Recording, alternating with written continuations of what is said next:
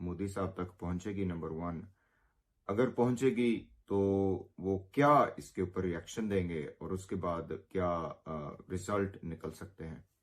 तो पहले तो ये देखते हैं कि जैसे ही नरेंद्र मोदी साहब के पास ये एक एप्लीकेशन पहुंची कि जी एक बंदा है पाकिस्तान से जिसकी वाइफ जो है वो इंडिया आ चुकी है, तो इस पे क्या किया जाए। तो जैसे ही पाकिस्तान का नाम सुना, नरेंद्र मोदी साहब फौरन चूक गए और उन्होंने कहा कि जी ये तो स्पाई आ गई, ये तो हमारे देश की राज चुराने आ गई, तो इसको फौरन से पकड़ो, जेल में बंद कर दो। बाद में एपी सिंह जी ने नरेंद्र मोदी के कान में कहा कि महाराज ये स्पाई नहीं है, ये सनातनी बन चुकी है। जैसे ही ये बात हुई, नरेंद्र मोदी साहब ने कहा रुको रुको रुको रुको जरा सब्र करो, रुको जरा सब्र करो, इनको हमने कुछ नहीं कहना। ठीक है जी। और साथ ही फिर और भी एपी सिंह जी ने कहा कि जे इंडिया से मोहब्बत करती है, चंद्रयान इसी की बरकत से पहुंचा, ये फाइनेंशियल एक्सपर्ट है, क्रिकेट एक्सपर्ट है, और पाकिस्तान के खिलाफ तो ऐसा जहर उगला है कि कमाल हो गया मोदी जी।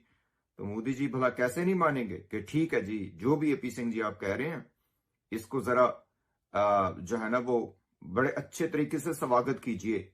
तो यही कुछ हुआ, 8 महीने से यही कुछ हो रहा है। फिर साथ ही जैसे नरेंद्र मोदी साहब ने ऐसा जवाब दिया तो इंडियन मीडिया ने भी उठा लिया। पहले कहा स्पाई है, पहले कहा ये है, पहले कहा वो है, बाद में कहा सेंसेशन ऑफ 2023 बन गई सीमा भारत के लिए। तो फिर आगे चलते हैं, फर्जी सिनेरियो। उसके बाद फिर क्या हुआ कि जी नरेंद्र मोदी साहब के पास कुछ लोग गुलाम हैदर की तरफ से भी पहुंचे, बाज़मीर लोग। उन्होंने कहा नरेंद्र मोदी जी, जो एपी सिंह ने आपको चक्कर दिया और जो सनातनी होने का फायदा उठाया, उसके कुछ और डिटेल्स भी हैं। तो मोदी जी ने फरमाया क्या डिटेल्स हैं? तो उन्होंने कहा जी कि ये खातून खुद नहीं आई, बड़ी प्लानिंग के साथ लाई गई। उसके बाद फिर इसके साथ 4 बच्चे भी हैं, और दावा इस खातून का यह है कि मुझे तो सच्चा प्यार मोहब्बत नहीं मिला, अब मैं इंडिया में प्यार मोहब्बत लेने आ रही हूं। तो जैसे ही ये पता चला मोदी जी को, उन्होंने कहा है 4 बच्चे? अबे इंडिया की क्या आबादी कम है जो 4 बच्चे और आ गए, वो भी पाकिस्तानी? तो अब नरेंद्र मोदी जी ने कहा यहां तो मसला खराब, ये बच्चे किसके हैं? पता चला जी वो कोई गरीब आदमी है जिसका नाम गुलाम हैदर है, ये बच्चे उसके हैं। तो फिर नरेंद्र मोदी जी ने कहा नहीं, ये तो ड्रामा लग रहा है मुझे, इधर तो काम खराब है, ये जो एपी सिंह ने मुझे कहानी पढ़ाई है ना, ये ठीक नहीं लग रही। तो चलो भी फिर चाइल्ड प्रोटेक्शन वालों से पूछते हैं, और एजेंसी से पूछते हैं, और अदलिया से पूछते हैं कि अदलिया क्या कहती है। तो उसके बाद जनाब नरेंद्र मोदी जी जो है ना, उनकी डायरेक्शन पे इंडिया की अदालतों ने कमाल किस्म का इंसाफ किया और करेंगी गुलाम हैदर की दरखास्त पे। और ये देखते हुए कि गुलाम हैदर उनका बायोलॉजिकल मदर है, बायोलॉजिकल फादर है, और सीमा उनकी बायोलॉजिकल मदर है, जो मैं कहना चाह रहा था।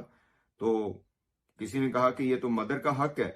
तो वहां पे उन्होंने देखा कि भाई यहाँ पे असल में कहानी किसने खराब की, पता चला जी सीमा ने। उन्होंने कहा जी ये बच्चे गुलाम हैदर के पास जाने चाहिए।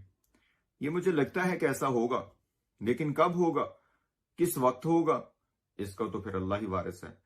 8-9 महीनों से ये ढंडोरा पीटा जा रहा कि सुरक्षा एजेंसियां वो कर रही हैं कुछ। क्या कर रही हैं भाई?